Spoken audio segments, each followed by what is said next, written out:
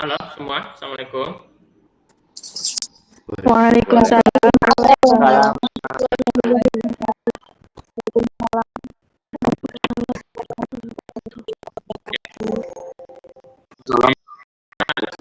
Ya, oke. Kedengaran ya?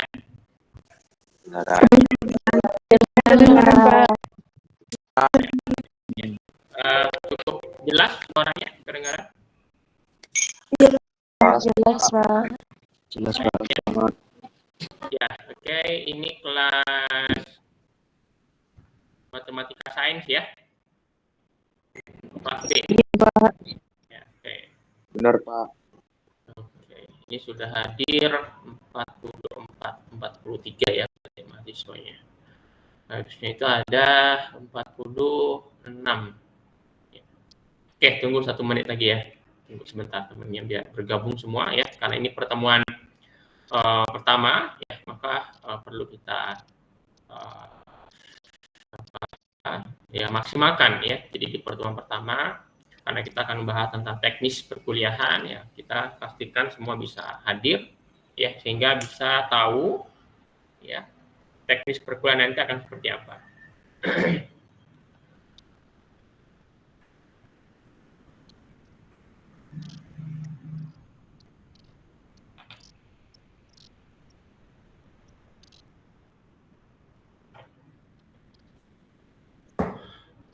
Oke, bisa kita mulai teman-teman semua? Bisa Pak. Bisa, Pak. Oke, ya, ya. Bisa, Pak. Bisa, Pak. Ya, sudah sarapan? Sudah Pak. Aman. Belum. Sudah, sarapan dulu ya. Mau belajar ya sarapan dulu ya, karena kita ini kuliahnya kan sampai jam berapa nanti ya? Jam 10-an lebih ya. Nah, itu kan udah agak siang ya. Jadi teman-teman perlu sarapan dulu. Ya, baik, saya buka ya teman-teman semua. Assalamualaikum warahmatullahi wabarakatuh. Waalaikumsalam. Warahmatullahi wabarakatuh. Ya, alhamdulillah rabbil alamin wassalatu wassalamu ala rasulillah la haula wala quwwata illa billah amma ba'du. Alhamdulillah puji syukur kehadirat Allah Subhanahu wa taala pada hari ini tanggal 4 September hari Kamis ya, kita bisa ketemu perdana ya, meskipun ya qadarullah ketemu secara online ya. Ya, sebenarnya idealnya kita ketemu secara offline sebenarnya ya, akan lebih ya engage-nya akan lebih bagus kalau kita ketemu secara offline gitu kan ya. Tapi karena kondisi di negara kita, maka kita diinstruksikan untuk melaksanakan kuliah di minggu pertama ini ya, semua mata kuliah itu dilaksanakan secara online ya. Tapi ya nggak masalah ya, kita akan berupaya untuk memaksimalkan, semoga kuliah kita hari pertama ini bisa kita maksimalkan ya. Teman-teman juga bisa memahami nanti teknis perkuliahan kita untuk matematika sains nanti akan seperti apa ya. Kita akan coba untuk maksimalkan ya teman-teman semua. Ya, sebelumnya terima kasih kepada teman-teman semua sudah hadir online bergabung di kuliah kita ini ya. Saya perlu perkenalan dulu ya. Sebentar, saya perkenalkan diri dulu. Saya pakai kayaknya seluruh layar aja ya biar nanti nggak repot ganti ya. Oke, saya bagi layar dulu. Oke.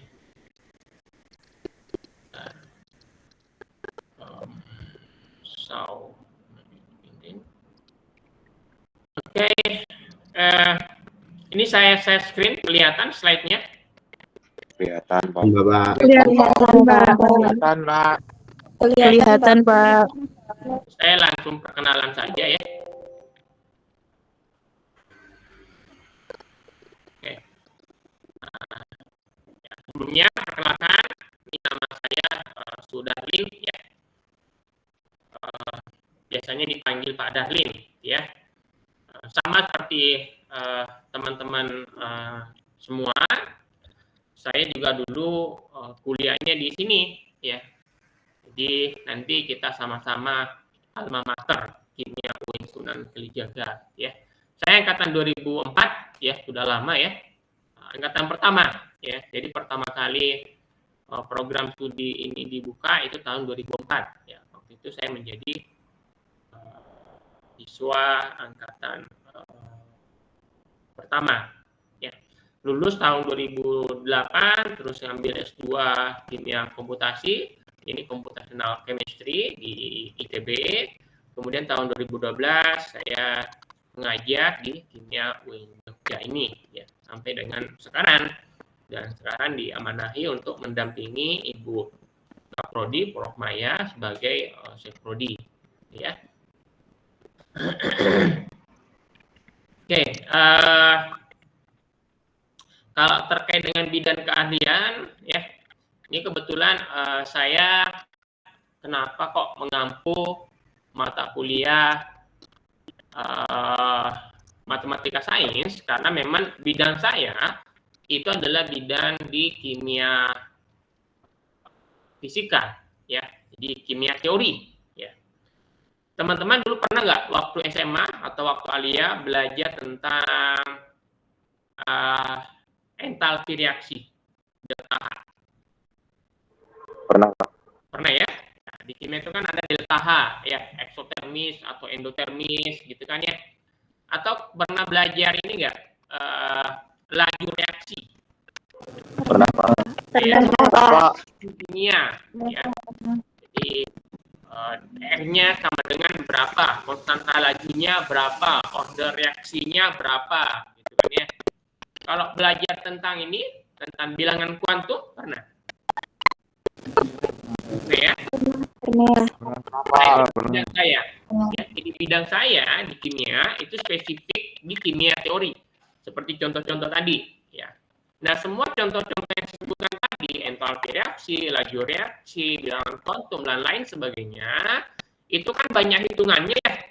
Kalau kita menghitung entalpi, kita pakai hitungan. Kita menghitung laju reaksi, kita pakai hitungan. Banyak hitung-hitungannya. Nah, karena banyak hitung-hitungannya, berarti kan banyak matematikanya. Gitu, ya. Sehingga saya selain mendalami kimia, itu juga mendalami matematika yang banyak digunakan di kimia. Ya, karena itulah kemudian saya diamanahi ya untuk mengampu mata kuliah ini ya, matematika. Ya. Nah, saya juga banyak melakukan penelitian di bidang kimia komputasi. Nah, kimia komputasi juga banyak matematikanya. Ya, komputer itu kan sebenarnya algoritmanya kan matematika ya. Karena matematika, maka saya banyak belajar juga terkait dengan matematika yang terkait dengan kimia. Juga terapannya banyak belajar tentang energi alternatif ya. Oke, itu sekilas terkait dosen pengampu ya. Dalam hal ini saya sendiri nanti akan saya bahas juga terkait dengan teknis perkuliahan. Oke, ada pertanyaan dulu? Tidak, Pak. Belum ada. Saya share lagi. Oke, sekarang saya masuk ke ini apa namanya? Daring ya, daring UIN Suka. Bisa kelihatan ini daring UIN Suka? Kelihatan, Pak. Ini saya pilih kelas matematika sains B ya. Jadi semester ini saya mengampu beberapa mata kuliah, salah satunya adalah matematika sains ya di kelas B. Ya, ini ada beberapa mahasiswa. Ini ada Mas Fatur, Elda, Ataya, Densa, Muhammad Irfan, benar ya? Pindianti, Dewi Anggraini, Dude Aryo, ini ketua kelas ya, Dude Aryo, Mazaya, Hido, Ega, Sekar, kemudian Mbak Mutiara, Mbak Bilkis, Hertiza, Ulul Albab, Ainur Rahma, kemudian Hauro, Mbak Hauro ya, kemudian Mbak Kaila, Mas Raihan, Mbak Farah, Ilham, Abdullah, kemudian Mas Wahyu ya. Benar nih nama-namanya? Benar, Pak. Benar, Pak. Berhayu, Fasya, Mata Bening, Mata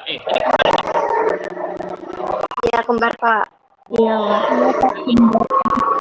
kembar satu kelas. SMA-nya juga bareng kayaknya ini. Iya. Registrasi barengan ini.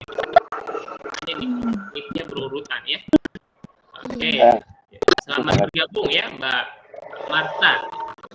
Iya. Iya, Pak. Teman-temannya harus bisa membedakan ya. Oke. Meladiana, Mas Rizky, Mbak Aca, Dilana, Mbak Waode Himawari dari Sulawesi Tenggara ya, Mbak Waode ya. Iya, Pak. Tetanggaan kita, Mbak. Saya Sulawesi Selatan. Mbak Waode. Mbak Alicia, Mbak Aisyah, Mbak Mas, ya, Intias, Hanun, Mbak Dea, Mas Dimas, Nabila, dan Mas Wildan ya. Ini dari angkatan 2025 ya. Ada juga dari kelas G ya, ini kelas G angkatan 2022 ya, kalau ya. Mas Astri ya. Kapan dimatiin? Iya, Pak. Kapan dimatiin? Ya, oke.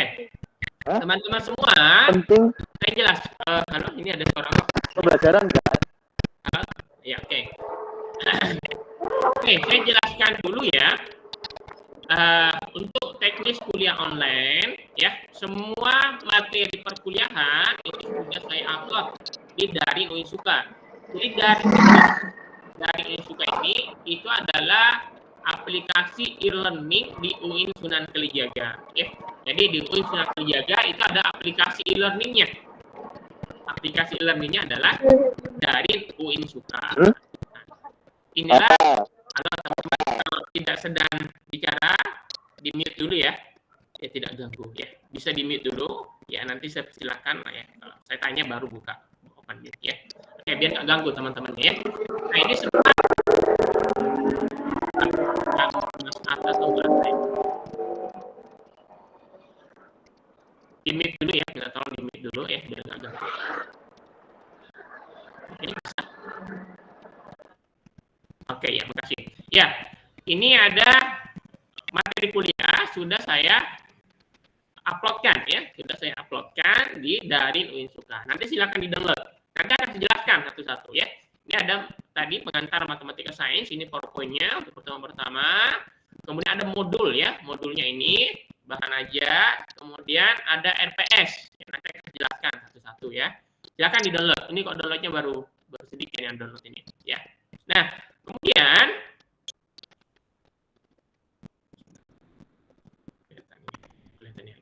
nah, yang harus teman-teman lakukan di sini karena nanti akan ada absen, maka nanti absennya itu dengan cara teman-teman ketik di sini ya. Nah, ketik aja di sini hadir, soalnya nanti ketik hadir. Nah, nanti kalau sudah ketik hadir, nanti itu otomatis akan terrekap di sistem absen kita ya. Jadi aplikasi ini sudah terintegrasi dengan sistem absen. Jadi kalau teman-teman ketik di sini hadir, ya, maka nanti akan otomatis terekam di sistem absen dengan status hadir ya. Jadi jangan lupa teman-teman ya, nanti silakan. Ini masih lama kok ini ya, sampai jam 11.20. Nanti habis kuliah ya mungkin ya. Nanti habis kuliah ini baru kemudian teman-teman bisa isi di sini ya, hadir gitu ya. Nah, biar nanti tidak ketinggalan di daftar absennya. Oke? Nah, ini terkait dengan aplikasi Daring Uinsuka. Ini akan kita gunakan setiap kali kita ada kuliah online. Ya, cara absennya adalah dengan cara ketik hadir di sini. Kalau kita kuliah offline, nanti ada tanda tangan basah kuliah offline. Ya, oke. Nah, ini sudah di-download semua. Ya, silakan di-download ya. Ini. Oke, nah sekarang saya akan jelaskan dulu dari apa ini? RPS. Ya, silakan di-download dulu RPS-nya. Saya akan jelaskan RPS kuliah kita untuk semester ini ya, untuk matematika sains. Ya.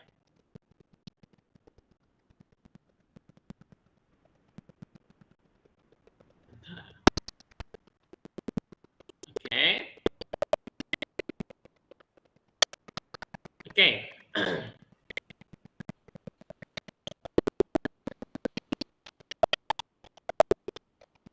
Oke, saya tanya dulu deh. Ada yang tahu RPS itu kepanjangannya apa?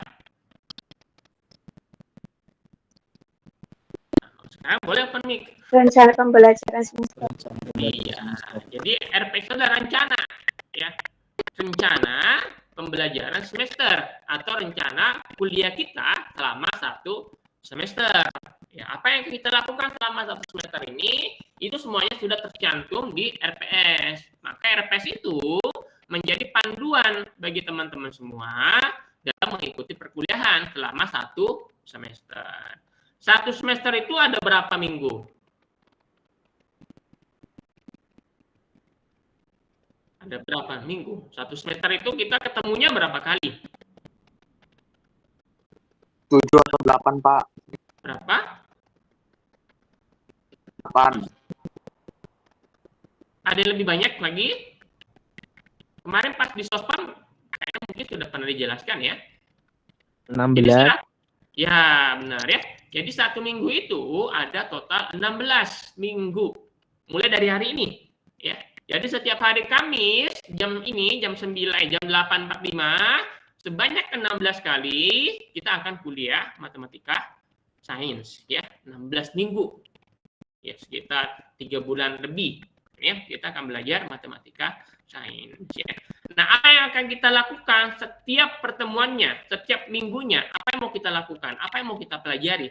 Nah, ini sudah ada di sini ya. Ini sudah ada ini ya. Ini pertemuan pertama, minggu pertama hari ini kita akan belajar tentang pengantar matematika sains. Itu rencana kita untuk hari ini ya. Nah, minggu depan itu mulai tanggal 11 ya. Tanggal 11 September kita akan masuk ke sini bahasa matematika.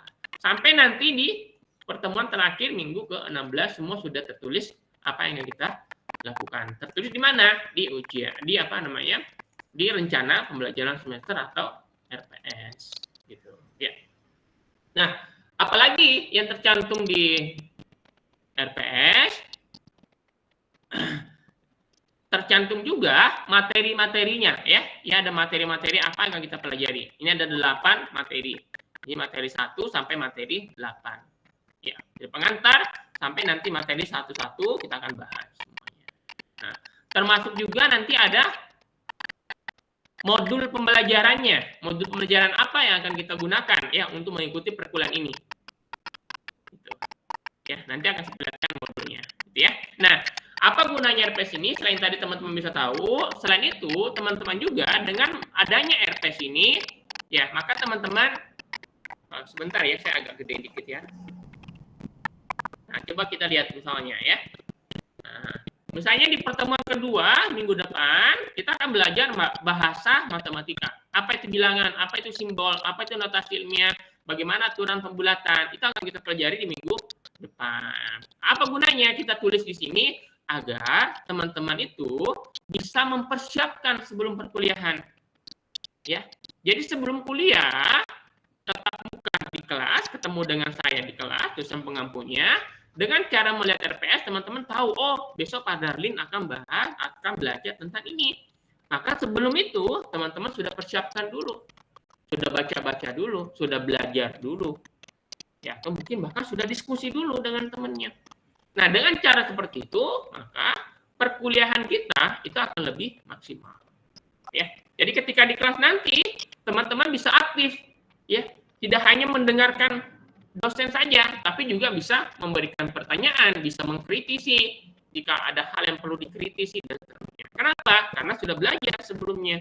Nah, itulah gunanya RPS. Beda kalau nggak ada RPS, teman-teman nggak tahu, wah besok kita tuh belajar apa ya? Mau dipersiapkan bingung, karena nggak tahu kita mau belajar apa. Tapi kalau ada RPS, teman-teman tahu, oh besok saya mau belajar apa, saya persiapkan sekarang. Maka RPS ini sangat penting ya bagi mahasiswa. Nah, teman-teman minta RPS ke dosennya. Kalau dosennya mungkin lupa, mungkin belum ngasih, minta ya. Ada RPS-nya Bu, ada RPS-nya Pak. Agar saya bisa persiapkan. Gitu ya. Oke. Kenapa mahasiswa sebelum kuliah itu harus belajar? Atau bahkan setelah kuliah itu harus belajar lagi. Ya. Karena demikianlah sistem SKS. Ya. Sistem SKS itu, atau SKS ya, apa panjangannya SKS apa? SKS. Sistem kredit semester. Ya, kalau di mata kuliah. Nah, kalau di mata kuliah SKS itu yang hurufnya kecil ya. Kalau sistem itu kan SKS huruf besar ya, sistem kredit semester. Jadi perkuliahan kita menggunakan sistem SKS, sistem kredit semester. Tapi kalau S-nya kecil-kecil, S kecil, A kecil, S kecil itu adalah satuan kredit semester ya. Jadi satuan kredit semester, ya. Nah, satuan kredit semester itu artinya, ya, ada jam tertentu yang harus kita penuhi. Setiap mata kuliah ada jam tertentu yang harus dipenuhi. Ada alokasi waktu tertentu yang harus dipenuhi. Di mana satu SKS alokasi waktunya itu adalah 170 menit. Ya, pernah dengar ya? Satu SKS alokasi waktunya adalah 170 menit. Itu, ya. Sehingga kalau 2 SKS, kalau matematika sains ada berapa SKS?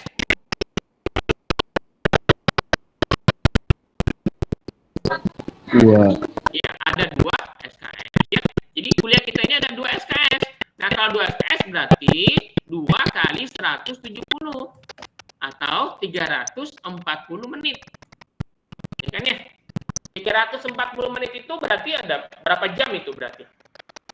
340 menit. Berapa jam? Coba hitung. Kita matematika kan ya? Coba hitung. 5 jam kurang. 6 jam. 5 jam 6 jam lebih. kurang atau 5 jam lebih ya? 5 jam 40 menit. Nah, 5 jam 40 menit. Nah, itulah sebenarnya alokasi waktu kita dalam 1 minggu. Ya, dalam 1 minggu kita harus belajar, mahasiswa harus belajar matematika sains itu adalah 5 jam 40 menit. Itu. 1 minggu itu kan kita punya waktu 7 kali 24 jam. Ya kan ya? 7 kali 24 jam. Termasuk jam istirahat, kan ya? Nah, dari 7 kali 24 jam itu harus kita alokasikan waktu sebanyak 5 jam 40 menit untuk belajar matematika sains. Nah, gitu. Dalam 1 minggu. Nah, tapi belajarnya tidak semuanya itu belajarnya di kelas. Belajarnya seperti ini, tetap muka dengan dosen, tidak semua. 170 menit itu atau 340 kalau 2 SKS itu dibagi. Untuk pertama, tatap muka dalam kelas seperti ini, tatap muka, baik offline atau online. Yang kedua, ada istilahnya belajar mandiri. Nah, kalau tatap muka dalam kelas itu alokasi waktunya adalah dari 170 itu diambil 50 satu SKS-nya. Berarti kalau 2 SKS berarti ada 100 menit. Nah, berarti dari 340 itu ada 100 menit yang harus kita pakai untuk tatap muka, ketemu langsung dengan dosennya. Ya ini jamnya. Kita jam berapa tadi itu? 8.50 sampai jam berapa? Jam 8.50 sampai jam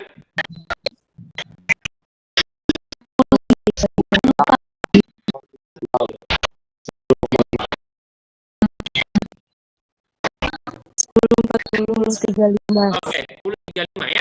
Dari 8.50 sampai 10.35. Sebenarnya ada jam istirahatnya itu 5 menit ya. Sampai 10.30. Oke. Itu 100 menit. Itu totalnya 100 menit. Ya, mengambil 100 menit dari 340. Nah, berarti kan masih ada 240 kan? Kan 340 tuh. Ya, diambil 100 menit. Berarti kan masih ada 240. Nah, 240 itu dipakai buat apa? Nah, itulah yang kemudian dipakai mahasiswa pertama untuk belajar mandiri. Ya. 240 ya. 120-nya dibagi 2 ya. Jadi 120-nya dari 240 itu dipakai untuk belajar mandiri, belajar sendiri. Belajar mandirinya boleh sebelumnya, boleh sesudahnya. Ya, tadi saya sebutkan, dengan adanya RPS ini teman-teman tahu bisa mempersiapkan, dipakai tuh waktunya. Ada 120 menit buat belajar. Gitu. Ya. Nah, sisanya 120 menit lagi, kan tadi kan 240 ya, 120 pasti buat belajar, entah sebelum atau sesudah kuliah. Ada lagi 120 itu dipakai untuk mengerjakan tugas. Karena nanti dosen itu pasti akan ngasih tugas. Entah tugasnya di rapel, di pertemuan tertentu, entah tugasnya setiap pertemuan. Boleh.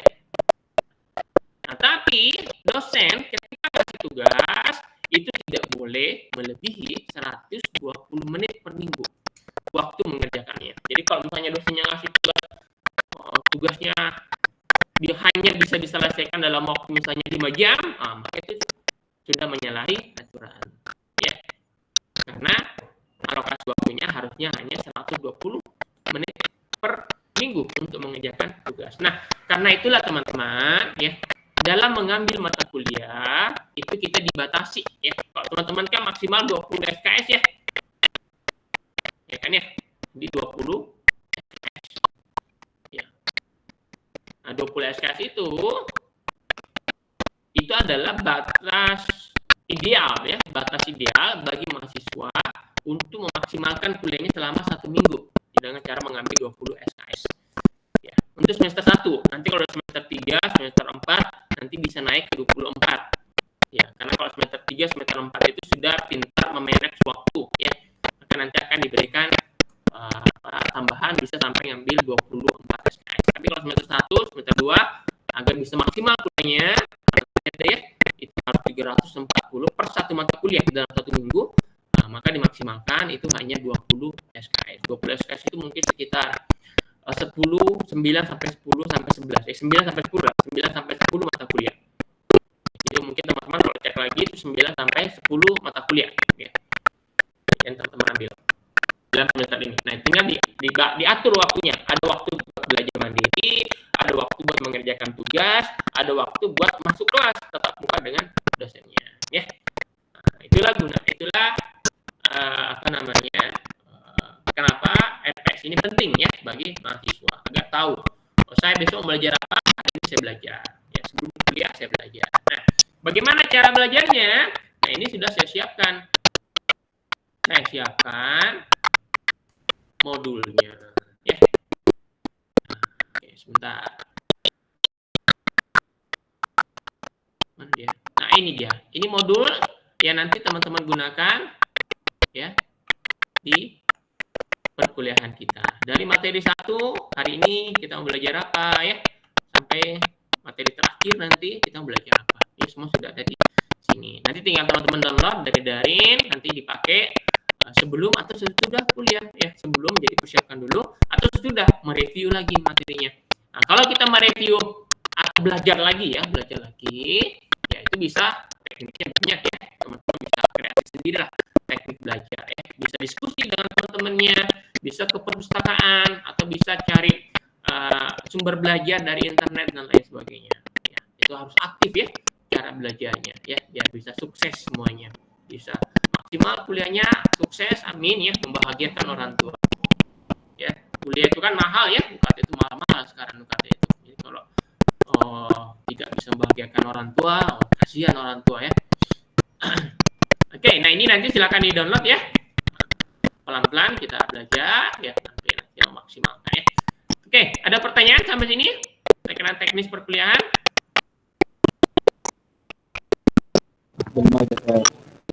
Belum, Pak. Tidak, Pak. Belum, Pak.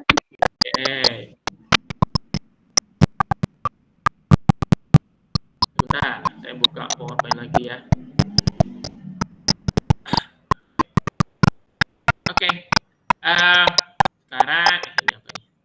Kita bahas ini dulu deh.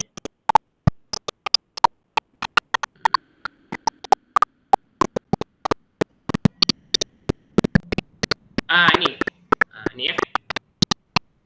Ini kelihatan? Oh, ini nutupin ini. Sorry.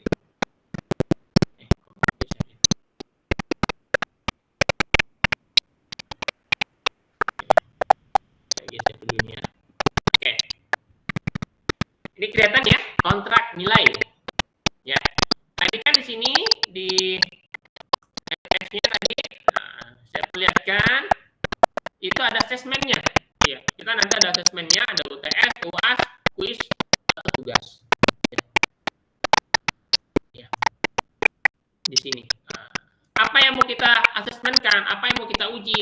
Nanti kita akan menguji sejauh mana teman-teman bisa menguasai target perkuliahan ini, ya. Jadi kuliah ini ada targetnya. Ya, target itu maksudnya apa? Apa yang bisa teman-teman tahu dan bisa pahami selama mengikuti perkuliahan selama 16 minggu ini. Teman-teman itu bisa apa setelah kuliah ini, mengikuti kuliah ini selama 1 semester, teman-teman itu bisa apa? Nah, targetnya adalah teman-teman itu bisa 2 hal ini. Pertama, teman-teman itu bisa memahami ya bagaimana penggunaan angka yang benar, bagaimana menggunakan kuantitas yang benar dalam sains, khususnya dalam kimia ya. Karena penggunaan angka, penggunaan bilangan dalam sains itu tidak sembarang, ada aturannya. Nah, nanti kita akan bahas di buku ini. Itu ya. Yang kedua, teman-teman bisa menggunakan ya berbagai teori matematika dalam kimia. Misalnya, fungsi. Ya, pernah nggak di SMA atau di area belajar fungsi? Pernah? Pernah, Pak. Pernah. Fungsi linier. Y sama dengan 2X plus 3. Pernah kan itu kan fungsi linier misalnya. Atau fungsi kuadrat misalnya. Kan itu ada ya. Terus integral. Pernah kan? Integral ya, belajar integral. Nah, pasti pernah kan ya belajar integral. Atau belajar diferensial. Ya, ada diferensial. Turunan ya, diferensial atau turunan. Nah, pasti pernah belajar. Ya, misalnya Y sama dengan X kuadrat plus 3Y plus 4 misalnya. Maka dy per dx-nya sama dengan berapa? Atau y aksennya sama dengan berapa? Nah, itu adalah turunan. Apakah itu ada gunanya di kimia? Apakah itu dipakai di kimia? Jawabannya iya. Ya. Kita nggak bisa menguasai kimia secara utuh, secara komprehensif, tanpa mengerti materi-materi matematika ini. Ya. Ada persamaan diferensial, ada deret, ada matriks. Ya. Sebenarnya ada banyak ya, tapi nanti yang kita targetkan ke teman-teman itu adalah yang ini. Nah, ini nanti setelah teman-teman kuliah selama 16 minggu, nanti kita akan tes sejauh mana teman-teman bisa menguasai target tadi. Target tadi namanya CPMK, capaian pembelajaran mata kuliah. Nah, untuk bisa tahu, maka tentu nanti ada ujiannya. Ujiannya yang bisa tugas, bisa UTS, bisa UAS. Ya. UTS itu ujian tengah semester, UAS itu ujian akhir semester, dan ada tugas. Nah, nanti ini kita tidak kita lakukan di waktu yang berbarengan, tapi kita bagi ya. Ujian tengah semester itu nanti di pertemuan ke-8. Ya. Ujian akhir semester itu nanti di pertemuan ini salah ya. Ini artinya 9 sampai 15, berarti di pertemuan ke-16. Ini keliru nih. Salah tulis. Oke, dan nanti juga ada tugas. Tugasnya bisa berupa kuis, latihan soal, atau bisa homework. Ya. Nah, nanti ada persennya. Ya. Jadi kalau UTS 35%, ini 35%, ini 30%, totalnya 100%. Ya. Oke. Nah, baru teman-teman nanti kita bisa lihat nilainya berapa. Tahu nilai kita kalau mau dapat A, nilai paling tinggi di UIN Jogja itu kan nilainya A. Itu paling tinggi nilainya. Nilai A itu nilainya berapa? Dari 0 sampai 100 dapat nilai A kalau nilainya berapa?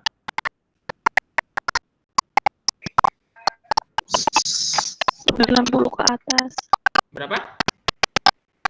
95. Nilai A. Nanti A ada ya 95 ya.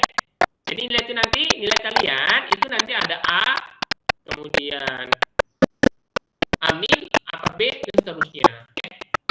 Nanti lihat di pedoman akademik ya. Nanti coba buka pedoman akademik. Nah, sudah download pedoman akademiknya? Ada di sini. Pedoman akademik itu ada di sini ya. Coba teman-teman masuk ke akademik ya. Nah, ini ada nih, ini bawah nih. Nah, ini kalender akademik dan pedoman akademik ya. Nanti di download di sini ya, harusnya ada di sini. Nah, ini download ya. Nah, pedoman akademik yang terakhir. Ya. Nah, nanti di situ ada panduannya. Nilai A itu berapa? Nilai A- itu berapa? Ya, nilai A per B itu berapa? Ya. Jadi 85 sampai 90 dapat A per B. 90 sampai 95 itu dapat A-. 95 sampai 100 itu dapat A. Nah, gitu ya. Nanti lihat pedoman akademiknya di download ya. Nah, kalau tidak lulus, nah, ada kemungkinan mahasiswa tidak lulus. Nah, tidak lulus itu kalau nilainya berapa? Ada yang tahu? Tidak lulus kalau nilai 70 ke bawah. berapa, Mas Dirte? 70 ke bawah. 70 ke bawah itu berarti sekitar B- kalau tidak salah. B- itu masih lulus. Yang tidak lulus itu kalau nilainya C-min ke bawah. C-min ke bawah itu tidak lulus. C-min itu sekitar 55. Itu tidak lulus. Jadi bisa dianggap lulus kalau nilainya 55 ke atas atau C. Ya, kalau dapat C itu udah lulus. Kalau C-min itu tidak lulus. Nah, bagaimana kalau mahasiswa tidak lulus? Apa yang harus dilakukan?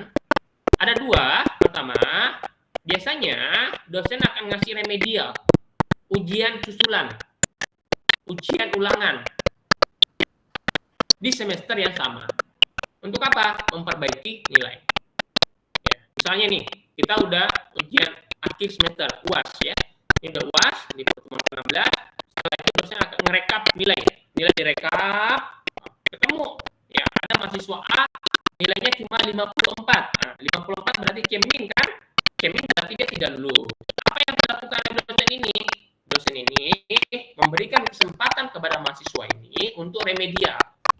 Ya. Diberikan ujian susulan untuk mahasiswa ini. Ya. Mungkin berikan materi singkat dulu, apa yang tidak apa kendalanya, baru setelah itu diuji lagi. Kemudian nilai keluar. Nah, kalau nilainya setelah ujian susulan bisa bagus, maka dia langsung bisa lulus. Gitu, ya. Tapi ada juga kemungkinan mahasiswa dikasih remedial, nilainya tetap tidak naik. Ya. Misalnya nilainya 50. Nah, 50. Kasih remedial, dapatnya cuma 54. Nah, berarti kan tidak lulus tuh. Nah, maka kondisi seperti ini oleh dosen itu boleh remedial lagi. Itu. Kalau waktunya masih ada memungkinkan. Tapi kalau waktunya tidak memungkinkan, maka terpaksa mahasiswa yang sudah dapat remedial satu kali ini itu harus mengulang lagi tahun depan. Harus diulangi lagi kuliahnya dari awal. Gitu. Maka teman-teman jangan sia-siakan kuliahnya. Eman kuliahnya harus diulang lagi. Ya. Jadi maksimalkan ya. Semoga semuanya bisa lulus ya di semester ini. Ya. Oke, ada pertanyaan dulu? Jadi tidak lulus kalau C ya, tidak lulus ya, harus mengulang. Oke.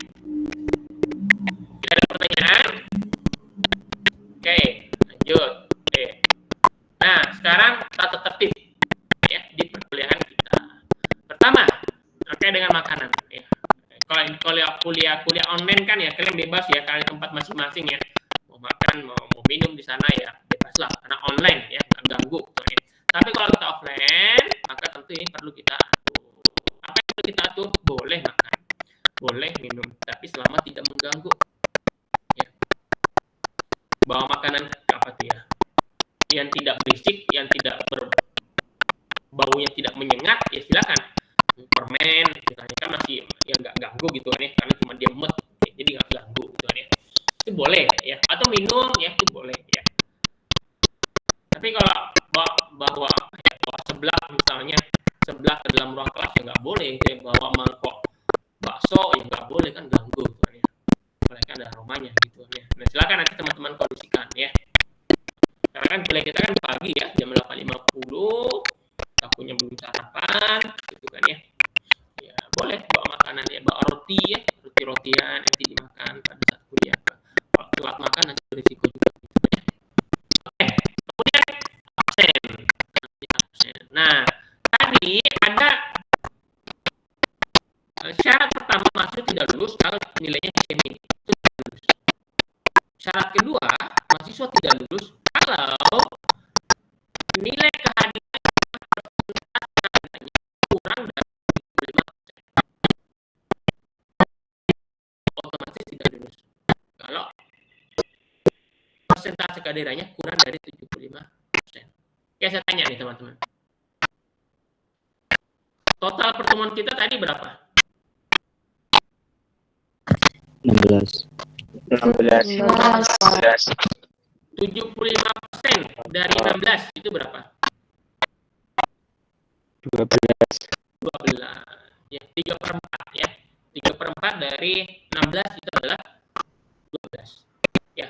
Artinya apa? Di kuliah ini tidak semua mata kuliah di UIN ya teman-teman minimal kehadirannya itu adalah 12.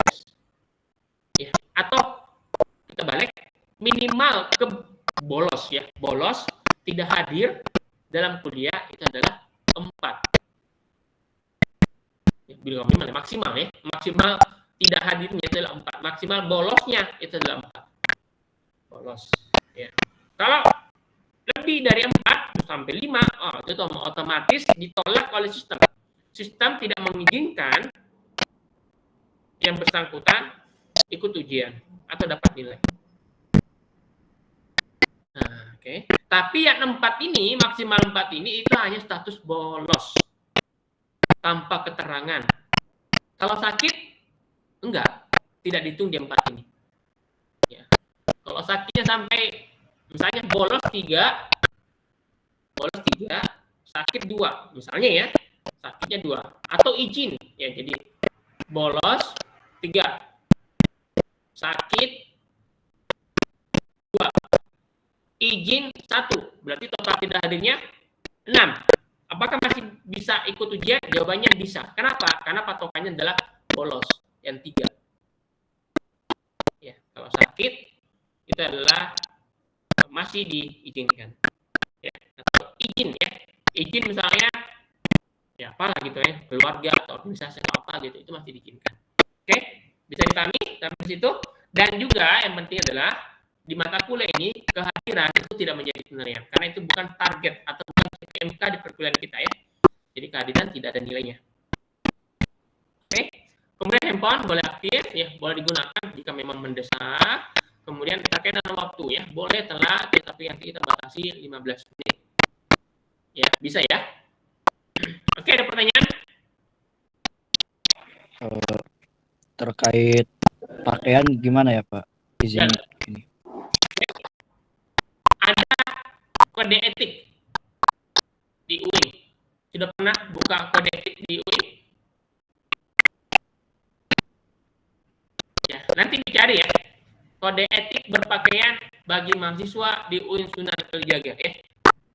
Ya mestinya dulu ketika PBAK atau mungkin ketika Sospam ya, mungkin sudah diperkenalkan ya kode etik berpakaian bagi mahasiswa. Misalnya ya, yang saya ingat itu misalnya tidak boleh pakai kaos oblong ketika masuk kelas, ya tidak boleh pakai sandal ketika masuk kelas, ya kemudian tidak boleh pakai pakaian ketat ya ketika masuk kelas, ya kalau muslimah berarti harus menggunakan jilbab ya ketika masuk kelas, pakai hijab ya ketika masuk kelas. Ya. Nah itu beberapa aturan yang saya ingat ya di kode etik. Nanti silakan dicek di kode etik ya. Gitu Mas. Coba tadi ulul albab ya. Ada lagi? Iya Pak. Ya, terima kasih Mas. Ada lagi pertanyaan?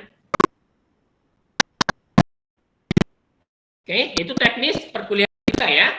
Teknis perkuliahan kita untuk semester ini. Ada lagi pertanyaan? Cukup sampai di situ? Cukup Pak. Oke. Oke, kontrak belajar, tata tertib, penilaian, RTS, modul kuliah, kenalan. Oke, semua sudah. Oke, kalau sudah, berarti sekarang kita masuk ke kuliah. Ya. Oke. Sekarang kita masuk ke kuliah kita. Kuliah kita adalah kita ingin belajar tentang pengantar, ya. Pengantar matematika sains, ya, atau matematika kimia. Memang matematika sains karena nanti contohnya sains meskipun ada banyak kimianya. Ya. Oke, enaknya kita pakai OneNote ya buat coret-coret ya.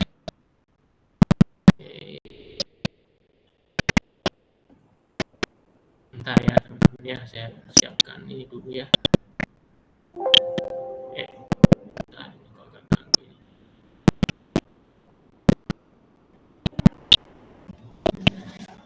Matematika sains itu biasanya di sama mahasiswa itu biasanya disingkat ya, disingkat jadi mat sains ya. Oke, mat sains untuk kelas B ya. Oke. Sebentar ya, saya minum dulu ya. Bentar. Mau minum atau mau apa? Sambil ngemil-ngemil ya, mumpung kita kuliahnya online ya. Monggo ya, silakan.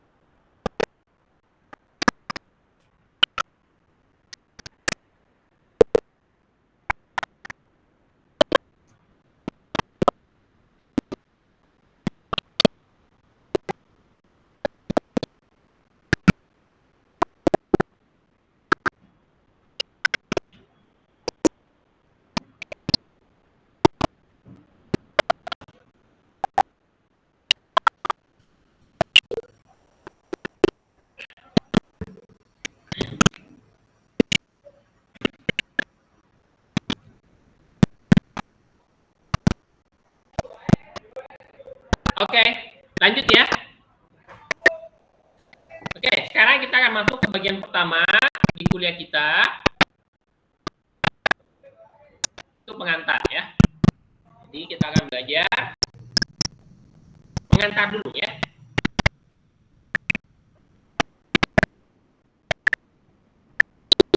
Pengantar matematika sains atau math science. Nah, gitu ya. Ini kelihatan ya tulisan saya ya? Kelihatan.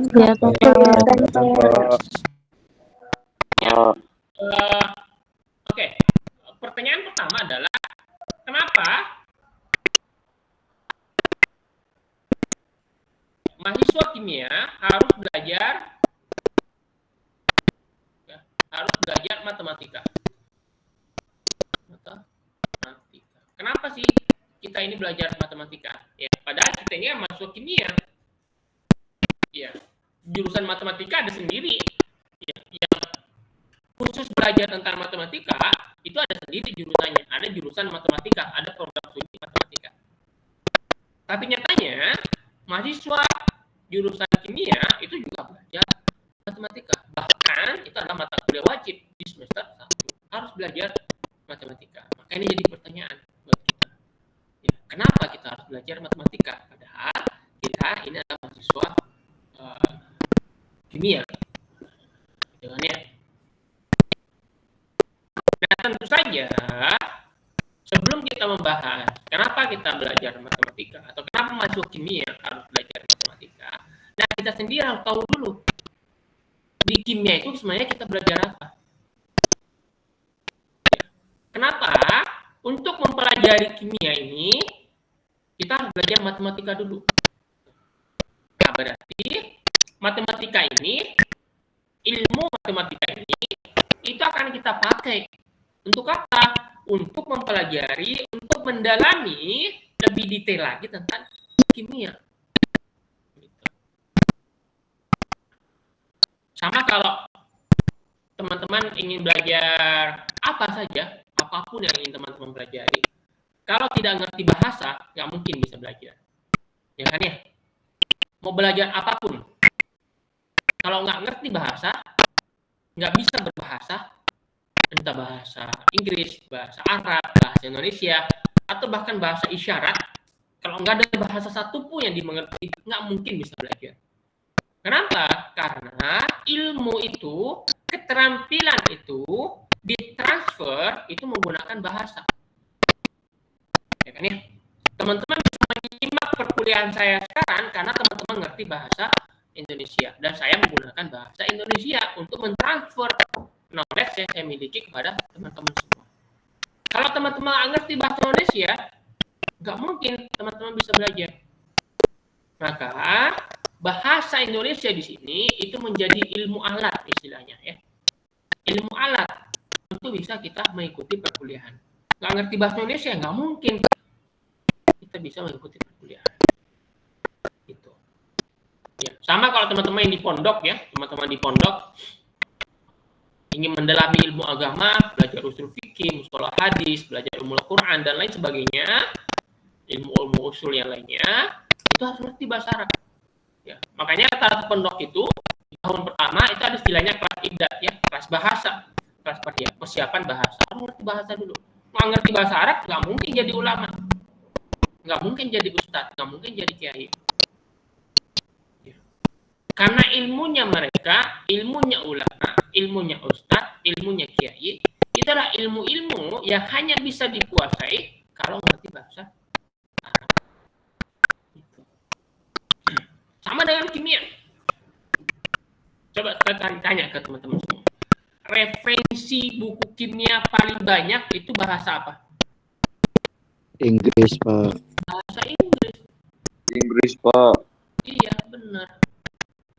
Ya. Dasar-dasar ilmu kimia, perkembangan ilmu kimia, jurnal-jurnal penelitian yang berkualitas, yaitu semuanya ditulis dengan menggunakan bahasa Inggris. Kenapa bahasa Inggris? Karena itu bahasa internasional. Orang di Amerika, orang di Eropa, orang di Asia, orang di Australia, semua yang mengembangkan ilmu kimia, mereka berkomunikasi menggunakan bahasa Inggris. Maka kalau teman-teman mau ekspor di kimia, ya, mau jadi masyarakat global, punya kolega-kolega ilmu kimia, syaratnya harus bisa bahasa Inggris. Karena semua ekspor, semua kolega-kolega yang berkualitas itu ada di seluruh dunia. Ya, bukan di Indonesia saja, tapi ada di mana-mana. Di Eropa ada, di Amerika ada. Kita ingin berkomunikasi dengan mereka, kita ingin berkolaborasi dengan mereka, ya tentu dengan English, ya, in English. Gitu.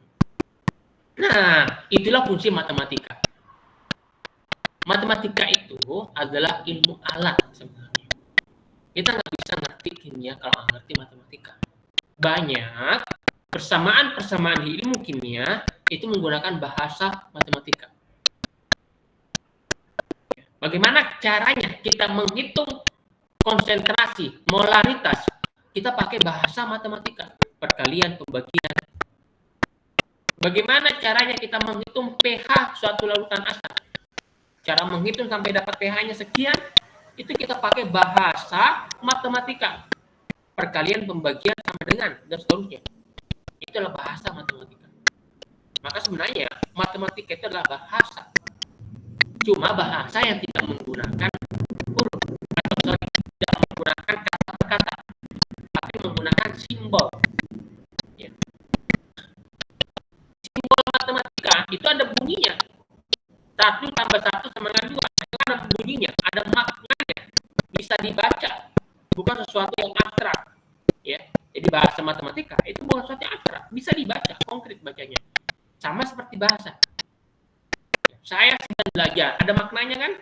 Itu dia sedang belajar, gitu kan ya. 1 tambah 1 sama dengan 2, itu ada maknanya kan ya? 1, 1, 2, gitu kan ya. Itu ada bahasa. Kan ya? Maka matematika di sini perannya itu adalah sebagai bahasa simbol yang akan kita gunakan di ilmu kimia. Karena semua perhitungan-perhitungan di kimia itu pakai simbol. Nggak mungkin nih kita mau nulis misalnya 1 tambah 1 sama dengan 2, nggak mungkin kan? Satunya itu ditulis kata SATU, kemudian DITAMBAH, kemudian SATU, kemudian SAMADAG sama dengan, terus DUA. Nggak mungkin kan ya? Masa kayak gitu caranya kita membuat penjumlahan? Ya nggak mungkin. Kita pakainya bahasa simbol. Gitu. Ya. Jadi matematika di sini fungsinya sebagai alat. Alat apa? Alat untuk berkomunikasi antara ilmu kimia dengan kita. Ya, ilmu kimia di textbook itu banyak dinyatakan dengan simbol-simbol. Simbol-simbol matematika. Kita bisa baca itu kalau kita ngerti simbol. Kapan kita bisa ngerti simbol itu? Kalau kita belajar matematika. Kenapa kita bisa baca? Contoh. Saya jadi lupa kalau punya whiteboard. Ya. 1 ditambah 1 sama dengan 2. Yang bisa baca ini, orang yang pasti belajar matematika. Pernah belajar matematika. Kalau nggak pernah belajar matematika, pasti nggak bisa baca ini. Ini bacanya apa? 1 tambah 1 sama 2. Kok bisa baca?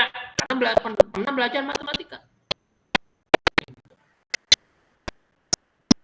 Molaritas sama dengan bacanya apa? Mol dibagi volume. Nah, dari mana kata-kata dibagi?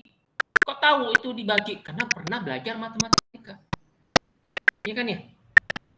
Karena pernah belajar matematika, maka ini bisa dibaca. Bacanya adalah M sama dengan mol per volume atau mol dibagi volume. Dibagi itu maksudnya apa? Dibagi itu artinya kalau saya punya sebuah objek, saya disuruh dibagi 2, ya berarti tinggal saya potong di sini. Nah, ini namanya dibagi. Yang gitu ya. Kita bisa ngerti ini kalau apa? Kita pernah belajar matematika. Nah, masalahnya adalah simbol-simbol matematika di kimia itu tidak sederhana ini. Tidak cuma seperti ini. Ada banyak simbol-simbol yang lain. Ada simbol integral, ada simbol turunan, ada simbol matriks, ada simbol deret, dan lain sebagainya. Ada banyak sekali simbol-simbol matematika yang kita gunakan di ilmu kimia. Kalau kita nggak ngerti simbol itu, bagaimana cara mengoperasikan simbol itu, ya no way, kita nggak bisa belajar matematika. Nah, gitu ya. Jadi kenapa kita belajar matematika? Ya karena kita ingin bisa baca kimia, bisa ngerti kimia. Ya. Ilmu kimia itu bukan cuma kata-kata doang, tapi ilmu kimia itu ada banyak simbol-simbol dalamnya. Coba teman-teman buka textbook, ya, buka buku kimia, isinya pasti ada simbol-simbolnya. Kita bisa baca itu kalau kita ngerti matematika. Ya. Oke, nah, pertanyaannya sekarang, kenapa kimia itu butuh matematika? Ya, kenapa ingin menyatakan kimia kita harus pakai simbol matematika, nah, kan gitu ya. Maka langkah pertama yang harus kita pahami itu adalah kita harus ngerti dulu, ya, kita harus ngerti dulu apa itu kimia. Ya. Kita harus tahu dulu kimia itu belajar apa sih. Kalau kita nggak tahu kimia itu belajar apa, ya nggak mungkin kita bisa menjelaskan kenapa kimia butuh matematika, kan gitu ya. Kenapa kita lapar? Kalau kita nggak tahu apa yang terjadi di dalam perut kita, di dalam lambung kita, ya kita nggak bisa jelasin kenapa kita lapar. Tapi karena kita tahu bahwa dalam perut kita ada yang namanya lambung, di dalam lambung kita namanya asam yang mencerna makanan sehingga makanan itu akan berubah menjadi energi dan disalurkan ke seluruh tubuh, maka makanan itu akan hilang. Sementara otot-otot lambung akan terus berkontraksi. Kalau tidak ada makanan, maka dia akan memberikan respon ke saraf, ke otak kita bahwa kita lapar. Nah, karena kita tahu, oh, kalau kita ada lambung, maka kita bisa menjelaskan kenapa kita lapar. Kan gitu ya. Ya sama. Kenapa kita butuh matematika? Atau kenapa kimia itu butuh matematika? Nah, maka kita harus tahu dulu, memang kimia itu belajar apa sih sehingga dia butuh matematika. Nah, gitu kan ya. Oke, sekarang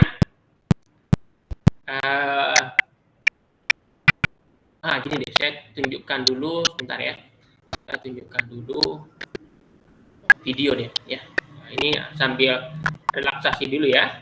Saya cari video dulu. Saya mau tunjukkan ke teman-teman video. Sebentar. Oh.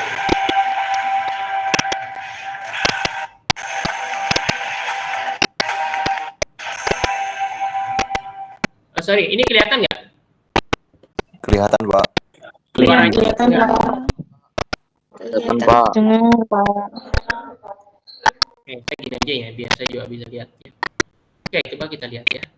Mana dia? Oke, coba simak dulu ya.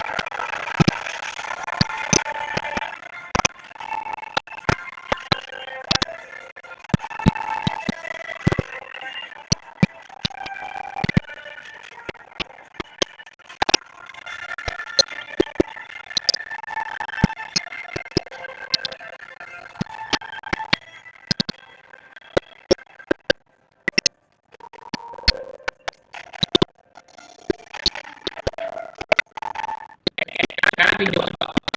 Ya, tarik ya, kedua kanan.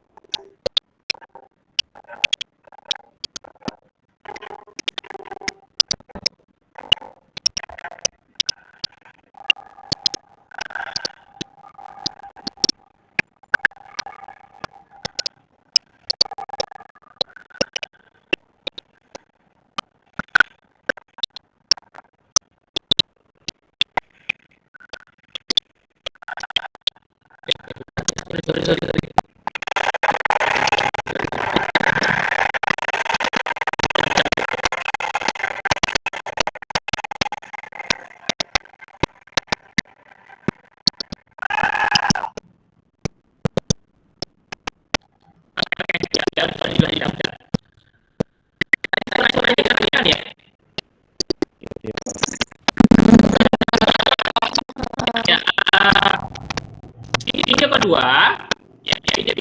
kedua yang tadi saya tunjukkan itu judulnya life without chemistry. No life without chemistry. Kita nggak mungkin bisa hidup tanpa kimia. Semua yang ada di sekitar kita ini yang kita gunakan itu kimia, banyak kimia. Bahkan sampai tubuh kita, our body is chemical. Tubuh kita ini pun juga bahan-bahan kimia sebenarnya. Kalsium, rambut ada proteinnya, kulit ada proteinnya, ada lemaknya, tulang ada kalsiumnya, darah ada besinya, ada airnya. Lambung kita ada banyak senyawa asam di situ. Sekitar kita, apa yang kita gunakan sehari-hari, itu semuanya ada unsur kimianya. Pakaian yang kita gunakan itu polimer. Gadget yang kita gunakan, laptop, kemudian smartwatch, kemudian handphone, baterainya, itu semuanya bahan-bahan kimia. Kosmetik yang digunakan oleh mahasiswa itu bahan-bahan kimia semua. Makanan yang kita makan itu bahan kimia. Air yang kita minum itu bahan kimia. Nasi yang kita makan itu bahan kimia. Kebutuhan kita sehari-hari, bahkan tempat yang kita tempati, kursi yang kita duduki, gedung yang kita tempati, itu semuanya bahan-bahan kimia. Dan itulah sebenarnya menjadi objek kajian dan kimia. Ini dipelajari oleh kimia. Maka selama 4 tahun ke depan, selama menjadi mahasiswa kimia, teman-teman akan mempelajari apa yang sebenarnya ada dalam kehidupan sehari-hari. Bahkan teman-teman akan mempelajari kita sendiri. Karena sebenarnya bahan-bahan ini ada yang mempelajari itu objek kajian kimia. Itu apa yang ada dalam kehidupan kita. Nah, kita perlu definisikan dulu. Kimia ini belajar tentang apa?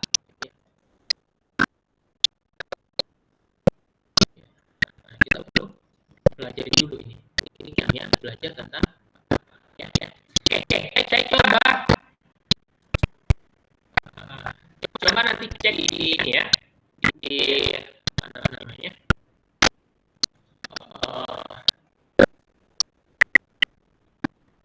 Saya kasih ini aja ya. Tadi saya mau kasih ini, saya mau kasih kira-kira apa, tapi kayaknya kelamaan.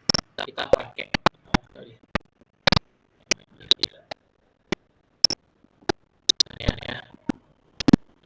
Sekarang cek di chat room ini. Saya sekarang di chat room link linknya. Sekarang coba kerjakan.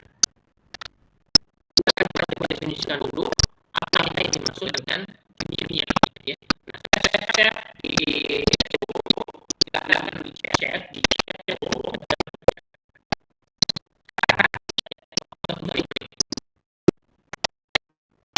Sekarang jangan dikerjakan.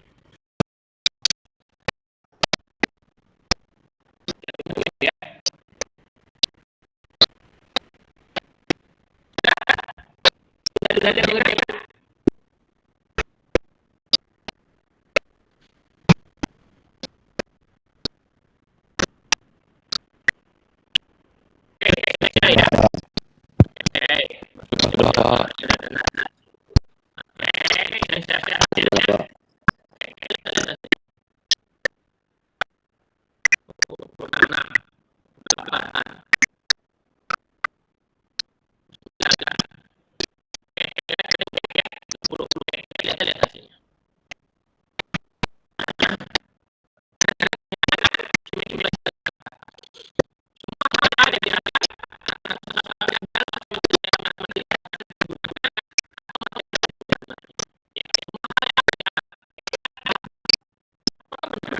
ini itu pelajari semua hal yang ada di alam. Nah, itu perlu kita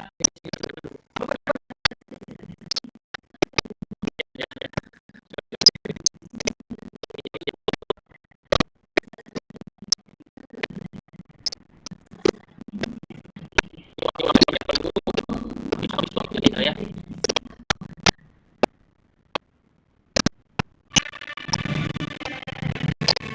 Bentar ya teman-teman ya.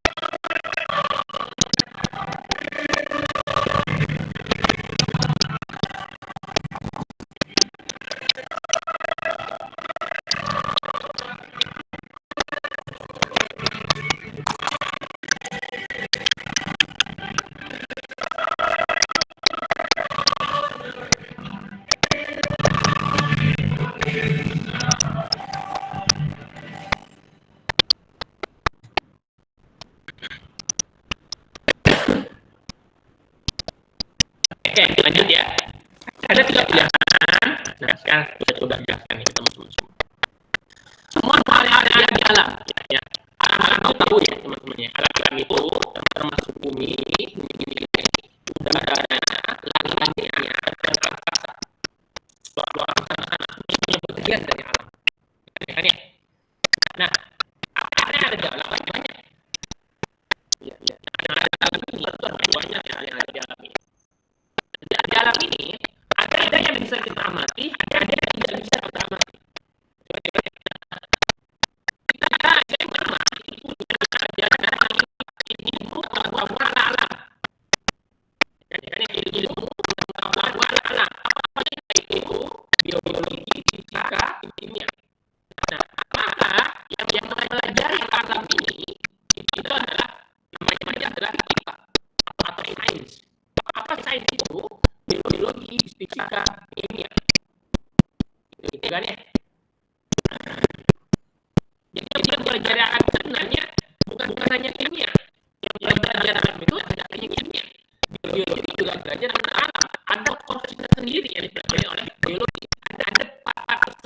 Bagian tersendiri yang dipelajari oleh biologi. Dan ada part sendiri yang dipelajari oleh fisika, dan ada juga part atau bagian sendiri yang dipelajari oleh kimia.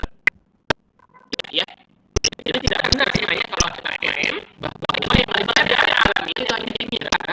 Biologi juga itu berdiri dari ilmu alam. Fisika juga berdiri dari ilmu alam. Sama fisika juga berdiri dari astronomi. Astronomi juga berdiri dari ilmu alam.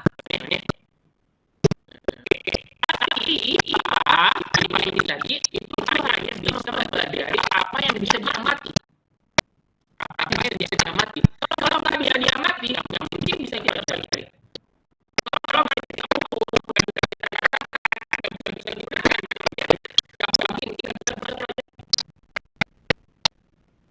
contoh di alam ini itu ada bakteri, ada virus. Ya, ada bakteri, ada virus. Itu bisa nggak diamati?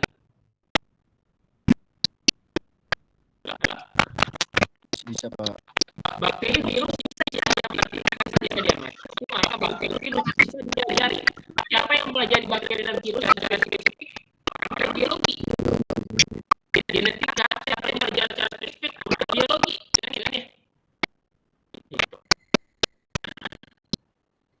Ada lagi. Cahaya, panas, listrik. Apakah bisa diamati? Apakah bisa dirasakan?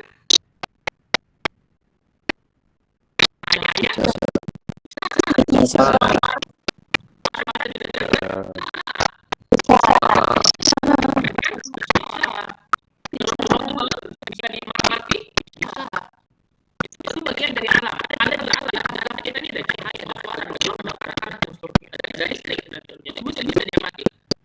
Karena kita tidak dinikmati, karena kita dinikmati oleh kimia.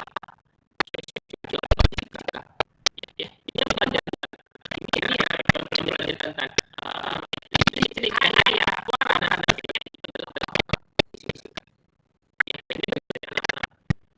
dan benda langit, bintang, bulan, planet, apakah masih bisa diamati? Bisa. Itu matinya menggunakan alat. Sama seperti bakteri dan virus. Bisa diamati, tapi menggunakan alat. Benda langit bisa diamati. Jadi jauh, jangan diamati menggunakan alat. Itu juga bagian dari ilmu pengetahuan alam, karena dia ada di alam. Jadi ini bisa dipelajari oleh astronomi. Bisa diamati. Air, alkohol, polimer, apakah bisa diamati? Bisa. Kan bisa kita gunakan. Kita bisa buat polimer. Itu bisa kita gunakan. Bisa kita amati. Makanya dari siapa yang belajar polimer? Ini. Tapi ada di alam ini yang ada di alam, tapi tidak diamati. Makanya kita dari biologi, ini tidak atau ekonomi tidak ada di alam. Itu karena ada yang lebih baik. Jadi kita mereka yang kita imani itu ada dalam agama kita. Itu ada. Bisa kita ada. Dengan kiri kita ada.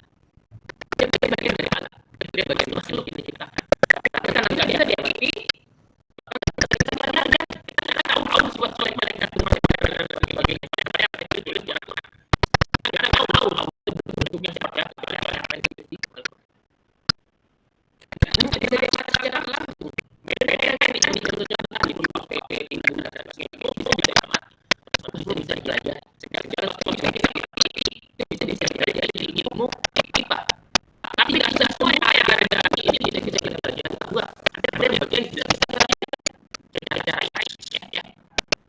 Yang pertama ini dia tidak sama lagi sekitar belajar. Oke. Yang kedua ini iya, tapi bukan yang kita pelajari ini adalah apa? Kita yang belajar. Nah, kimia itu sebenarnya dia belajar tentang tapi spesifik ke materi saja. Spesifik. Sesuatu yang dia disebut sebagai materi. Cahaya dari alam, kita ada dari alam. Tapi dia menggunakan belajarnya kimia apa yang dia materi. Suara itu ada di alam. Dia ada di alam. Tapi tidak diajar secara spesifik oleh kimia. Kenapa? Karena dia bukan materi. Kelompok panas dan lain sebagainya. Hal-hal yang sifatnya non materi. Itu tidak diajar oleh kimia. Bukan orang yang menjaga kimia. Ya siapa yang belajar itu? Dia tidak ada ilmu jadi tidak semua hal itu kita dipelajari oleh ilmu kimia. Kita belajar tentang apa yang kita sebut materi. Dan memang adalah kehidupan sehari-hari tentang suara, cahaya, listrik, dan sebagainya yang fisika.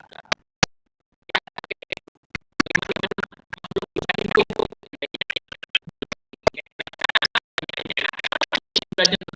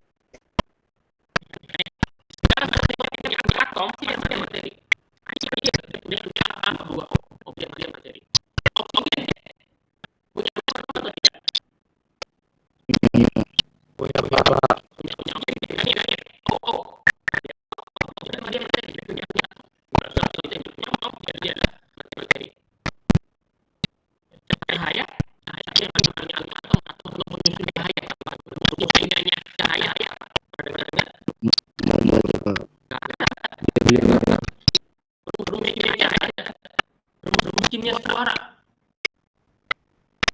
Apa rumus kimia suara? Nggak ada. Nggak ada atomnya, atom solusinya. Nggak ada rumus kimianya.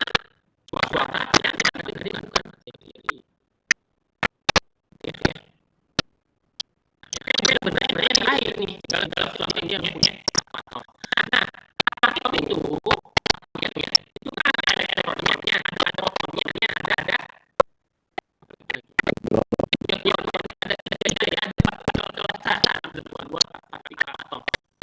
nah itu kita pada dalam ini kita punya masa elektron punya masa otomatis punya masa karena otomatis atom punya masa kecil punya masa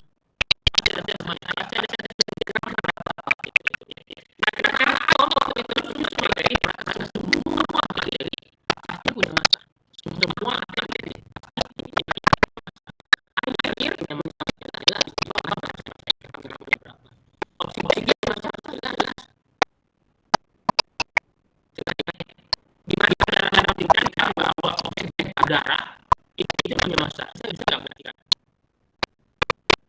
Udara punya masa. Ada bisa ingat udara punya masa. Ingat. Balon kosong kira-kira timbang. Oke. Kemudian balon ini itu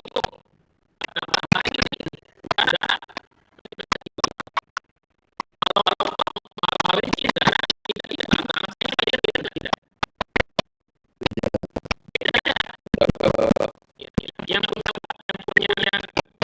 dalam keadaan itu karena udah ada tadi sudah atom meskipun kita jaraknya jauh nih karena atom elektron dia punya masa dia punya masa ada karena dia dari atom yang namanya molekul itu apa yang membentuk ada bentuk karena dia bentuk ya entah bentuknya segi entah bentuknya macam-macam bentuknya dia ada makin luas beda dengan bentuknya maka nomor 3 gimana semua materi pasti punya masa dan semua materi berbentuk semua materi ya maka nomor 4 ini materi adalah segala sesuatu yang dia punya masa menempati ruang kenapa bisa karena kita sudah dari tempat ini dari awal beda dengan cahaya ada tapi cahaya ada sunyi karena tidak